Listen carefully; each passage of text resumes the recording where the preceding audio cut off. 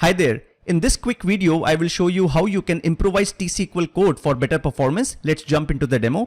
AdventureWorks 2016 has this table sales order header, which has a few columns, and one of the columns is total due. Now let's say there is a business need to compute two additional columns, the percentage and the difference. For each sales item, let's compute the percentage value this particular sales item has in comparison to the overall sales in terms of percentage, and the difference this sales value has with the average sales amount.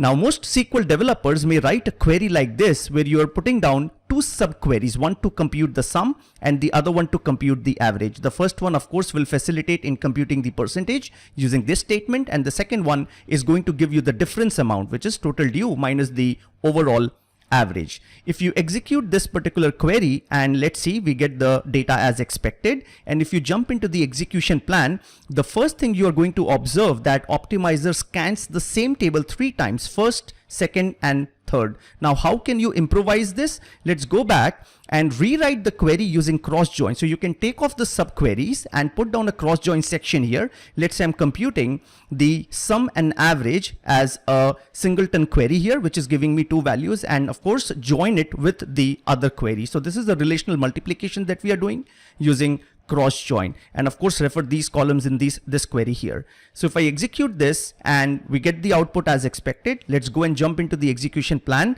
and you can see that the same data is now being scanned twice instead of 3 times. Of course this would mean that there will be some performance improvement. So let's go and execute both the queries together and jump into the execution plan to see that optimizer definitely thinks that the second one is faster, 59% versus 41%. And of course, you can also check the statistics to see that the data is being scanned lesser in the second query. If you like the video, and whichever platform you're watching this on, subscribe, share, and RT with your colleagues.